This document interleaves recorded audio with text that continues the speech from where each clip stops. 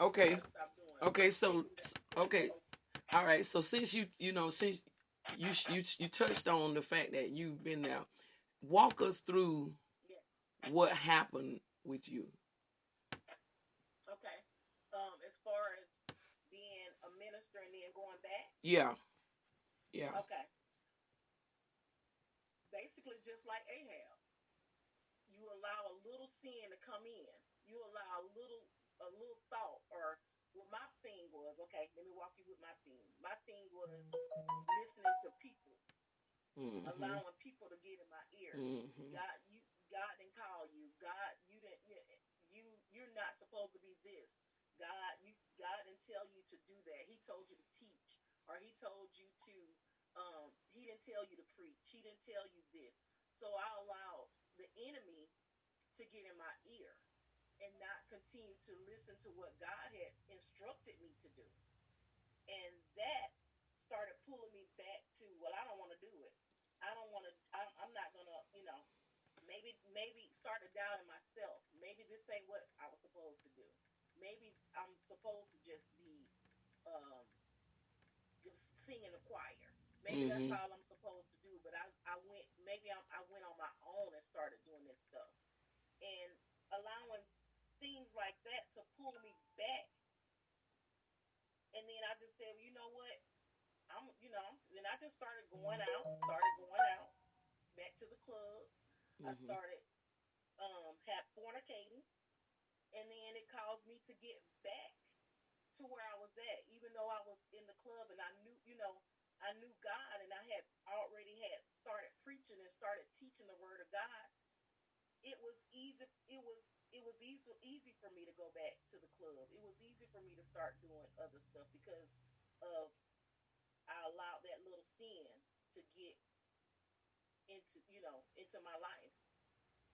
Mm-hmm. Hmm. Hmm. I Okay. guess my question would be: is how do one justify the sin to be light?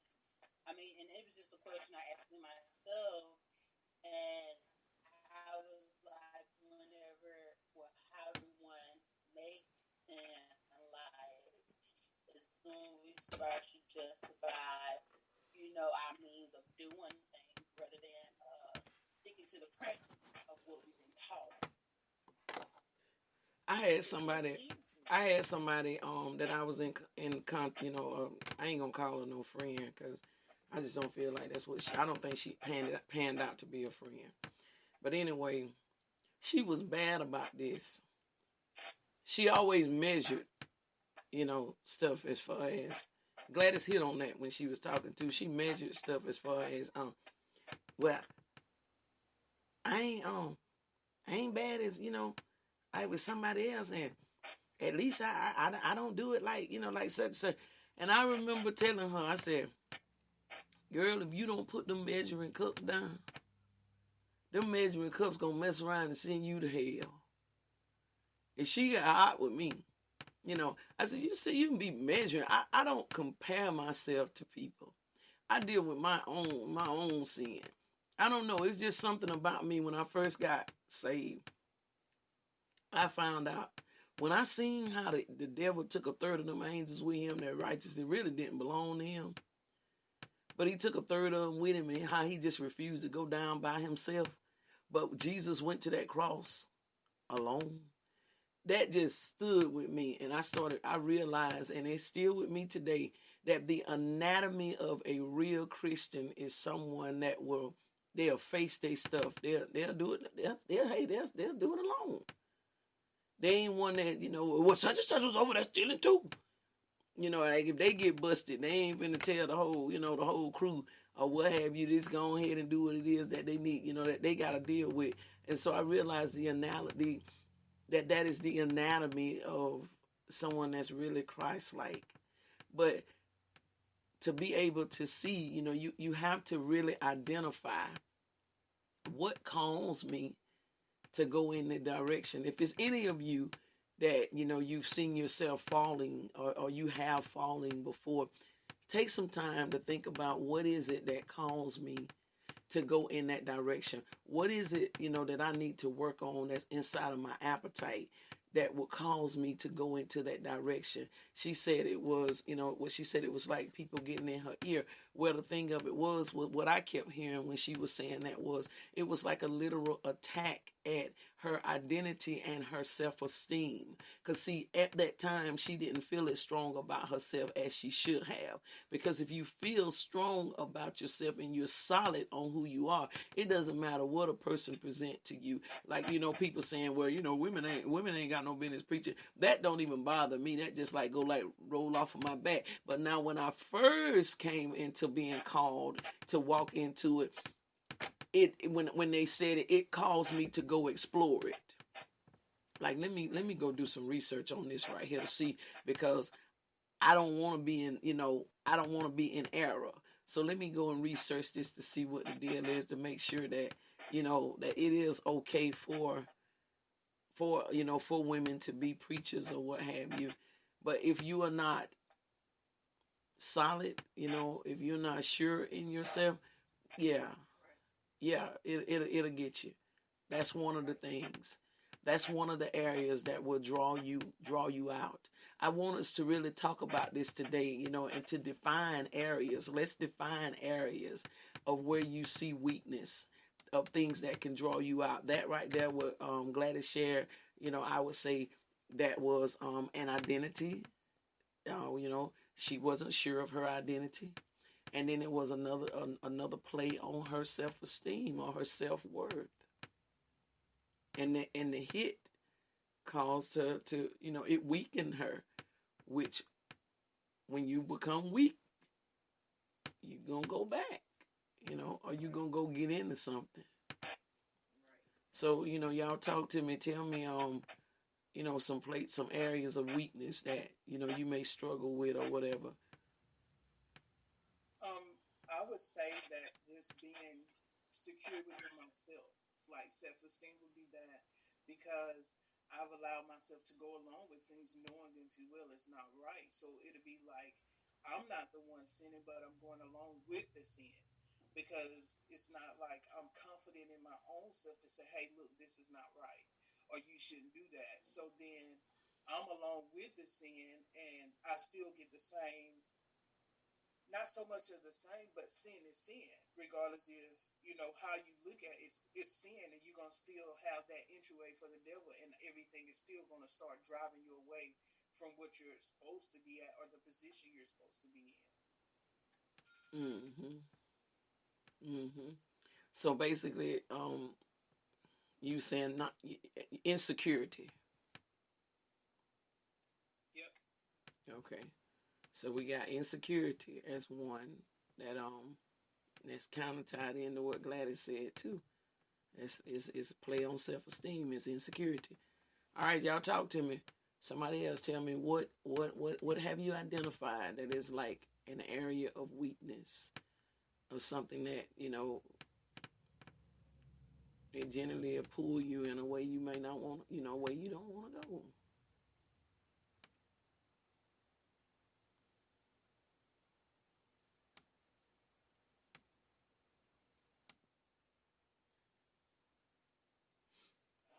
I would say when you set your mind on something that you're not gonna no longer do, and then something happens where you just fall back and say, I won't do it anyway. Like trying to stop smoking. I've struggled with that. I'm still struggling with it, and I do good, but then something strikes me, or I get upset, or especially at the job, somebody make you upset, and then you go back to it, and then after the fact, you be like, I didn't even need to do that. I didn't even need that. It's just that your mindset, it's it's it's it's a battle in your mind, and in order to overcome it, you have to be strong and just try to. I don't know. I struggle with it, and that's just the bottom line. But it's something I don't need to be. But have you identified what exactly? I mean, when you were saying things, like get upset or what have you. Okay, that's like an emotional, Yeah, it's just my feelings. Yeah. It's like, yeah. So, okay. So not being able to manage the emotions. Exactly. Yeah. Okay. All right. So I can tell you what that is. You know what? How you would what you got to do in order to be able to strengthen yourself in that area. You've got a battle. That's a battle against carnality. That's what that is. Define that. That's carnality. Carnality. Carnality is it dwells. It comes out of the mind. So if you would, start praying against carnality, and I would, start doing some researching on carnality, because that's what that is. It's when the scripture talks about the carnal mind is enmity against God. So that struggle in that fight is carnality. Carnality is literally trying to hold you.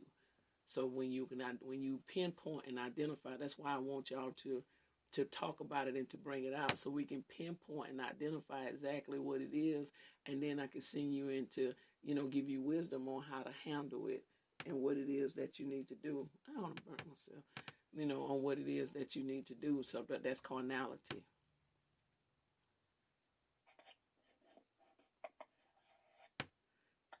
All right.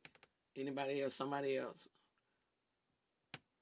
What's the weakness?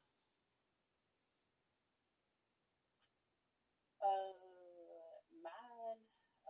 I was reading an article earlier today, just in reference to some things I was meditating on, and one of the things that resonated with me was the fact that my kindness is a natural part of me, and my giving is a natural part of me. But a lot of times I'm giving and I'm not a true free giver, meaning that when I'm giving and I'm doing things out of compulsion, out of insecurity, out of emptiness, and where just to want to be in position of, or just, what I'm saying, just show up for it, whatever it is, or it gives a place of esteem, of knowing that, you can aid to someone or whatever like that. And then it was just kind of like, with that, it's always been one of my things that I've never allowed myself to have boundaries, um, just boundaries that would like, even if you really did want to do something, to express myself in a truthful way, because I've always tried to pretty much force myself into the liking of others, to whatever degree it is, which I'm truly a servant at heart regardless, but a lot of times it's contaminated with all this other stuff. Hmm. Well, that's a strong spirit of image. That's that. If you would just, lock in on that and really just open your heart for the Lord to really, just to reveal to you all of the different components that image consists of, because it consists of a lot of things.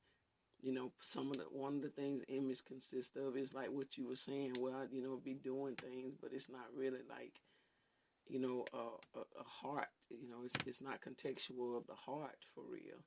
Well, that's like image, because that's a projection. You're projecting to be a certain way, but it's not.